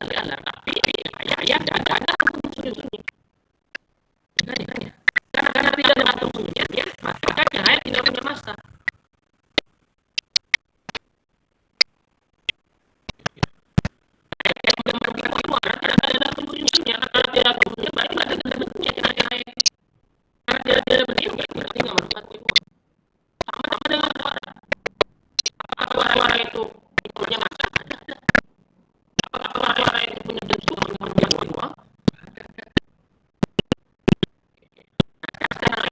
Bagaimana cara menciptakan air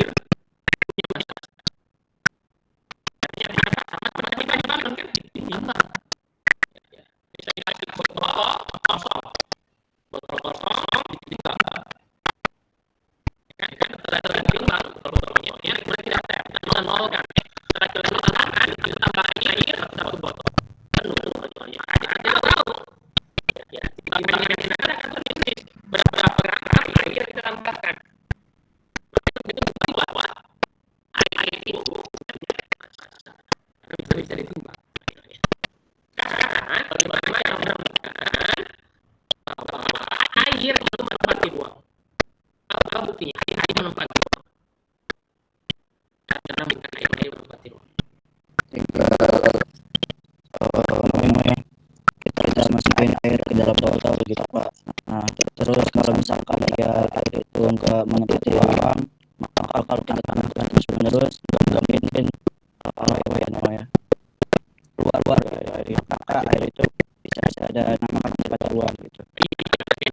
Jadi kalau ini sudah penuh, sudah penuh, ini kita tambah air lagi. Maka air tambahannya itu akan tambah. Apa yang dia tambah? Karena ada ruang kosong di sini. Ruang kosong di sini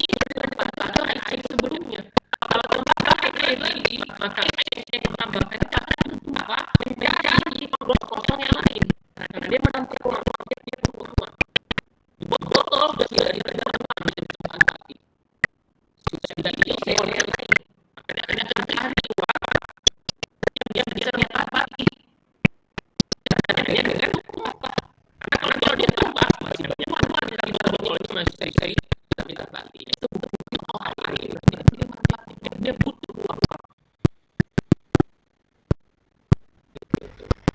Harus ada uang, ya. Yang bisa ya. Tapi Anda tidak berusaha. Apa buktinya? Gimana cara membuktikan Anda tidak berusaha? Apa buktinya? Nggak bisa ditimbang, Pak. Nggak bisa ditimbang. Nah, terus cara membuktikan apa? Tidak bisa ditimbang. Kalau ingin membuktikan suatu macam atau tidak, ya harus ditimbang. Kalau ditimbang Pak Bud, tetap sama gitu. Tidak. Cahaya bisa ditimbang. Tapi kalau ditimbang, dia adalah nol. Tapi dia punya ulangan. Dia punya ulangan. Yang saya.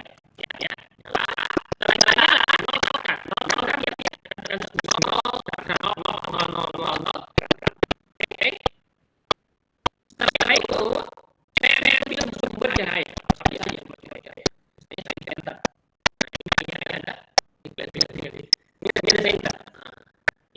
Di piringan di bawah lain ada cahaya. Di piringan di bawah ini, saya itu ada cahaya. Di mana cahayanya? Tuh, di piringan cahaya ada di piringan di bawah ada cahaya. Tapi ketika cahaya ini nanti di mana? Apakah akan berubah?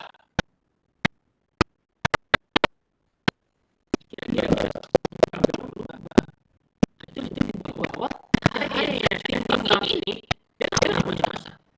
Berdasarkan dikembang cahaya dia kembangkan ini kembangnya nyala. Dia kembang cahaya dan cahaya. Enggak. Berarti cahaya tidak punya masa. Ya. Cahaya tidak menempati ruang. Cahaya tidak menempati ruang.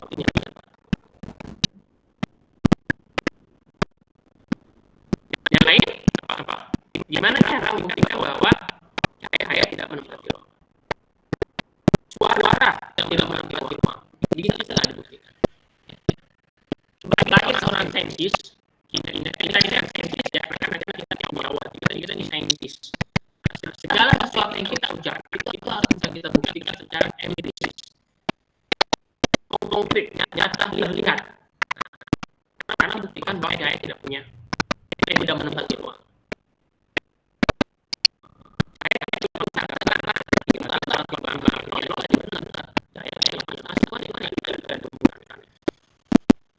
Karena buktikan bahwa cahaya tidak menempati ruang. Bisa nggak kira-kira?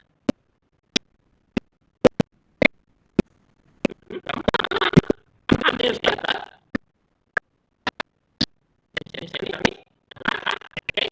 Ambil botol yang bisa dilihat. Ini air sampai botolnya. Air. Ada bagian yang air. Kemudian kerjanya ada botol yang tutupnya dibuka.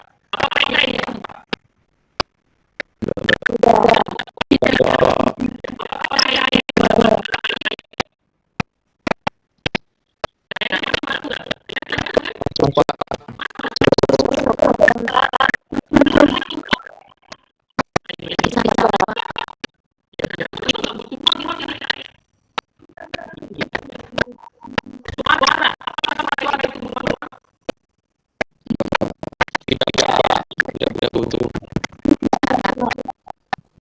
Andai kata suara itu bisa menempati ruang,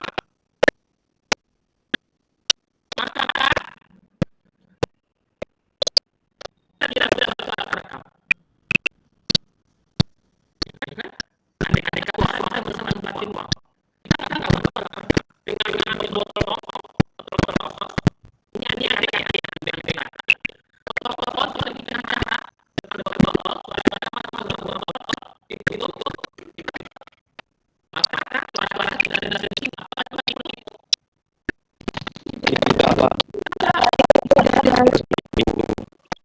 kalau saya butuh tuh botol ini itu bisa disebarkan atau tidak bisa disebarkan nggak ada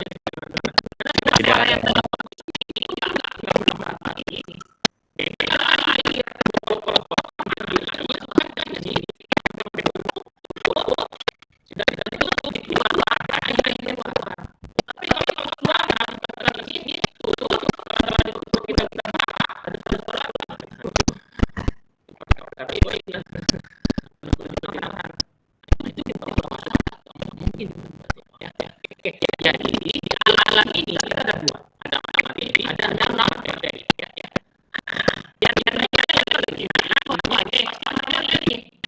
Yang non materi nggak dipelajari ini. Karena ini nggak ada anggotnya. Ini nggak ada proyeknya. Bisa jadi orang ini. Ya sebenarnya ada anggotnya.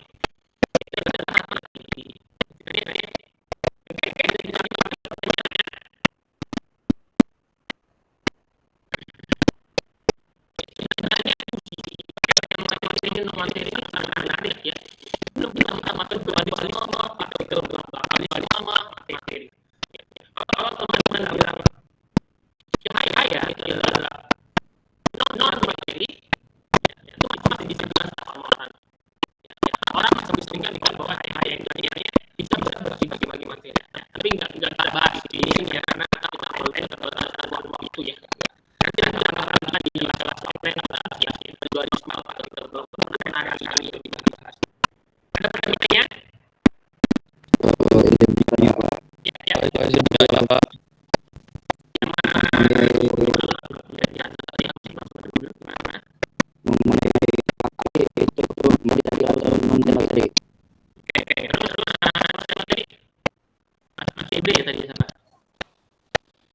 Kalau dalam kasus cahaya masuk ke dalam laut yang akan ke dalam bagaimana Pak? Setelah semakin dalam laut semakin habis pula cahaya yang muncul dari permukaan.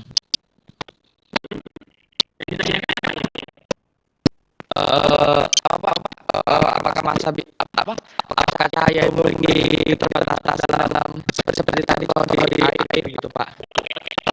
Yang pertama api. Apakah materi atau bukan? Ya, materi tapi ini dia ada interaksi antar materi. Interaksi antar materi. Ketika hujannya sesuatu yang bisa terbakar, bereaksi dengan oksigen, maka reaksinya adalah eksotermis. Apa itu eksotermis? Itu adalah reaksi yang memanfaatkan panas. Ya. Jadi semua api itu pasti reaksi eksotermis. Apa itu reaksi eksotermis? Reaksi yang bisa memanfaatkan panas. Oke. Nah, di api ketika api itu terbentuk, panas yang didapatkan itu sangat tinggi. Panas didapatkan sangat tinggi sehingga dia membentuk gumpalan energi, kemudian cahaya akan api atau cahayanya dia membiarkan cahaya yang warnanya abu, orange, kuning, hijau, gitu. Membiarkan cahaya dari panasnya energi yang dilepaskan.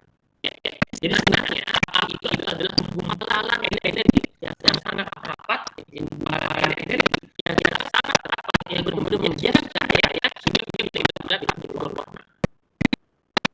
Sama seperti pelangi yang membiarkan cahaya kalau kita melihat pelangi itu berwarna. Tapi apakah ada sesuatu di pelangi itu? Ada. Itu adalah pembiasan cahaya. Kalau ada pelangi kita tabrak, apakah kita akan merasakan sakit? Enggak. Karena yang kita tabrak bukan materi.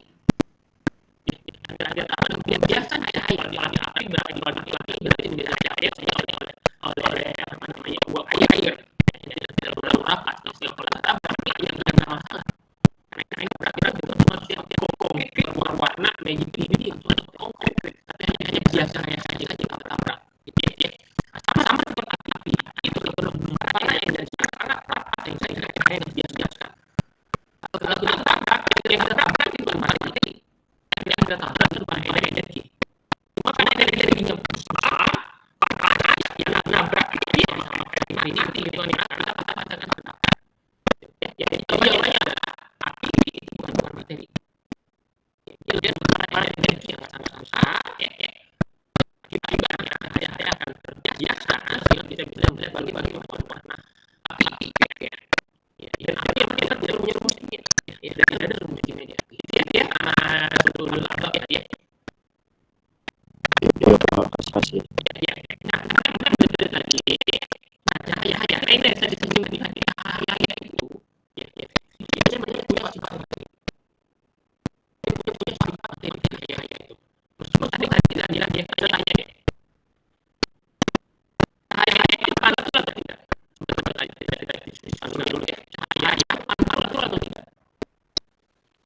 Betul. Apa yang bisa melihat sesuatu? Karena sesuatu yang cahaya kalau cahaya tidak ada cahaya gelap buta berarti tidak ada cahaya yang bisa pantul karena tidak ada cahaya maka kita bisa melihat objek. Nah, yang menarik adalah kalau cahaya itu pantul berarti cahaya itu yang momentum. Tahu momentum fisika? Pernah dengar momentum fisika? Tahu Pak. Bocah apa? Momentum fisika. Tahu nggak? Sorry. P sama dengan M dikali P. Kan? P betul. M apa?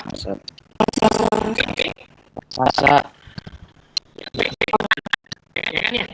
Berarti sesuatu yang dia punya momentum pasti dia punya massa dan kecepatan. Itu kan ya? Contoh. Ini ada tembok yang dia tembok. Dia punya massa. Saya lempar ini. Karena dia tembok ini. Kan? Dia akan pantul. Pantul ini ya. Apa yang kita pantul ini? Karena dia punya massa dan kecepatan. Kan ya? Tapi kalau kayak gini, tempelkan di tembok. Dia punya massa. Tapi kecepatannya 0. IP-nya 0. Dia bisa pantul? Enggak mungkin dia bisa pantul. Dia jatuh ke bawah. Dia jatuh ke bawah. Karena IP-nya 0. Kan dia. Kecepatannya 0. Meskipun dia punya massa. Nah, ayah. Siapa yang bilang ayah nggak punya massa? Tadi kita sudah bisa diskusikan tentang ayah nggak punya massa. Tapi dia bisa pantul. Berarti saya punya momentum dong. Ya kan? Cahaya bisa pantul. Kalau nggak bisa pantul, kita bisa melihat. Oh, ini benar. Cahaya punya momentum. Kalau cahaya punya momentum, berdasarkan fungsi klasik. Dia fungsi klasik. Ini adalah massa dikali dengan kecepatan. Ini cahaya punya massa. Oh, enggak. Tidak seperti itu. Cahaya punya momentum. Memang dia cahaya punya sifat materi. Nanti kita bahas ya, cahaya punya momentum berapa gitu. Tapi yang bisa jelaskan bahwa cahaya itu punya sifat materi. Maka ada istilahnya dualisme gelombang. Adalah gelombang. Dia kadang bersifat sebagai cahaya ya. Tapi di sisi lain dia bersifat sebagai materi. Apa contohnya? Dia bisa pantul. Hanya materi yang bisa pantul. Hanya sesuatu yang punya massa yang bisa pantul. Tapi hanya bisa pantul. Oh, berarti cahaya materi. Makanya istilahnya dualisme sifat. Ya, katakan dia non materi, tapi dia sifat sebagai materi. Cahaya. Oke? Ya, oke. Sampai di paham ya. Oke. Nah, terkait dengan kalau kita menembakkan air dengan cahaya, apakah cahaya akan bisa masuk sampai ke dalam? Enggak bisa. Dia pasti ada batasnya. Kenapa dia ada batasnya? Karena tadi dia punya sifat materi. Contoh, kita ambil spon, balik nih. Spon, kita siram dengan air. Yang anggaplah nih spon ini adalah lautan. Spon adalah lautan. Kita siram dengan air. Anggaplah air ini adalah cahaya yang punya sifat materi. Ketika spon ini kita dengan air, apakah tetesan pertama itu langsung sampai ke dasarnya spon?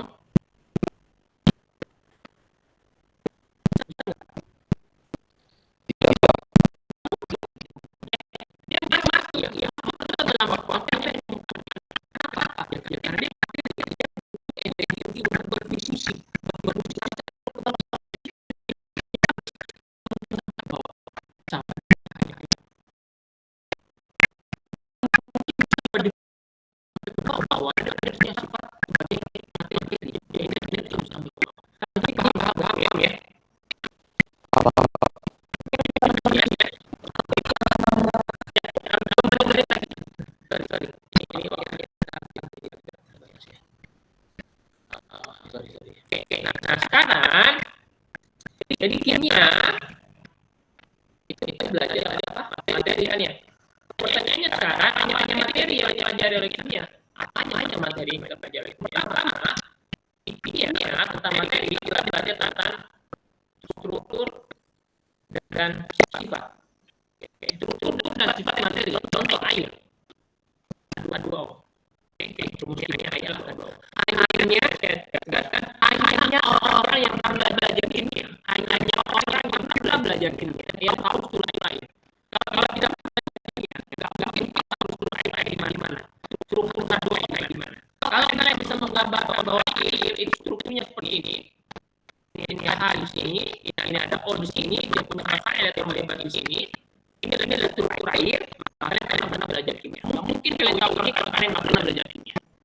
Karena itu pelajaran yang pertama yang dipelajari adalah struktur dan sifatnya. Strukturnya seperti ini. Yang kedua, kalian bisa menjelaskan kenapa air itu bisa melakukan NaCl. Jarang. NaCl bisa dalam air. Kenapa air itu bisa melakukan garam? Karena air ini itu punya sisi positif di sini dan dia punya sisi negatif di sini. Namanya polar. Kan ya, dia punya kutub tidak polar. Kenapa dia bisa negatif di sini? Karena ternyata elektron bebas dan oksigennya itu adalah elektron negatif. Kuat dari elektron sehingga elektronnya terkonsentrasi di sisi oksigennya. Jadi bermuatan negatif. Elektron negatif. Sementara airnya itu digagalkan oleh elektron. Maka dia akan bersisi positif. Maka dia akan polar. Ada sisi positifnya, ada sisi negatifnya. Nah, kalau kita masukkan garam, NaCl ke sini, maka Na plusnya dia akan diikat oleh sisi negatifnya, Cl-nya dia akan diikat oleh sisi positifnya. Itu yang menyebabkan air bisa larut NaCl bisa larut dalam garam. Kenapa? Dia sifat polar. Saya teruskan sampai selesai. Kira-kiranya ada 3 ya. Kalian ada kuliah nggak setelah ini? Masih. Halo? Ada kuliah nggak jam ini? Ada Pak. Tidak, Pak. Minta 7 menit saja. Ya. Oke, ini jelas ya. Pertama, pasti kimia belajar tentang materi. Apanya yang dipelajari? Struktur itu yang pertama. Yang kedua, kita juga belajar bagaimana struktur ini perubahan struktur.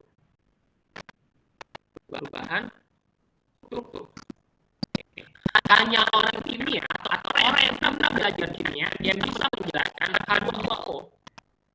Kalau strukturnya berubah, dia jadi apa?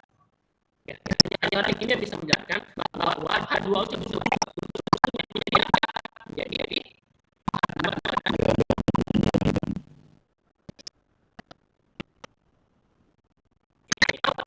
ionisasi dia beda ya. H2O ya. Jadi H+ dan H-. Bisa juga ya. Ionisasi ini butuh sel lain itu ionisasi. Atau kalau dia tidak butuh zat lain, dia terurai, dia bisa menjadi hidrogen dan oksigen. Hanya orang yang pernah belajar kimia bisa menjelaskan hal ini. Kalau nggak pernah belajar kimia, nggak mungkin bisa menjelaskan. Karena itu belajar kimia. Sama kalian yang lihat bagian-bagian dan kalian. Yang terakhir adalah energi yang terlibat ya dalam reaksi ya dalam perubahan kimia. Dalam reaksi. Setiap ingat setiap kejadian reaksi kimia pasti terjadi pada energi. Pasti. Semua perubahan, semua reaksi kimia pasti ada energi terlibat. Mungkin nggak ada. Besar-besar. Ada. Entah energinya masuk, entah energinya keluar. Contoh misalnya, kalau kita H2O yang menjadi H2 dan setengah O2, ini pasti butuh energi. Ini butuh energi. Ya, sorry. dia butuh energi. Tapi kalau kita balik misalnya, atau saya cari reaksi yang lain, yang 4 ditambah O2 menjadi H2O dan CO2, kita pasti lepas energi. Kita akan lepaskan energi. Pasti reaksi kimia itu ada dua ini. Kita butuh energi, kita lepas energi. Dan ini juga dipelajari di kimia. Jadi di kimia itu ada hal yang kita pelajari, struktur dan sifat, perubahan struktur, ada energi yang terlibat. Nah, dari semua ini, semuanya itu pasti ada matematikanya. Ketika kita belajar struktur, H2O, ini ada matematikanya enggak? Ada. Kalian kan bahwa ini strukturnya sangat 9, karena ada matematika, ada matematika, ada geometri, matematika ada geometri. Geometri itu belajar tentang uang. Ya, bahan kimia, struktur kimia itu adalah struktur 3 dimensi. Ya, ingat ya, struktur 3 dimensi, struktur uang. Ya, karena ada struktur uang, kita geometri matematika. Kita struktur matematika. Kita bisa dengan struktur. Oke. Yang kedua, H2O menjadi H2 dan setengah O2. Kenapa saya tulis setengah di sini? Biar setara. Iya, biar sama antara O2 di sebelah kanan dan O2 di sebelah kiri. Di sebelah kiri ada 1. Gimana caranya dia menjadi H1? Kita nggak tahu kalau kita nggak ngerti matematika. Ya, yang namanya aljabar atau aritmatika. Ya, matematika kerjanya aljabar atau aritmatika, jadi hitungan. Jadi kita pakai matematika. Nah, sama seperti ini kita bisa menghitung dia hanya berapa, negatif berapa, plus berapa, sama itu butuh matematika. Ya, maka semua hal yang kita pelajari di sini itu pasti butuh matematika. Ada banyak matematika yang kita butuhkan. Ya. Jadi cuma contoh sederhana. Yang kita akan bahas di matematika saja. Oke, terakhir ada pertanyaan?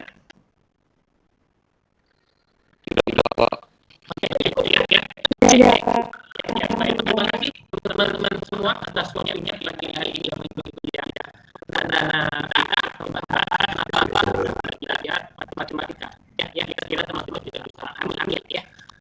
Saya lihat di teman-teman tentang rekaman biaya semuanya tidak di YouTube. Jadi saya akan berikan kira-kira itu kita cukupkan teman-teman pagi hari ini. Terima kasih lagi. Assalamualaikum warahmatullahi wabarakatuh.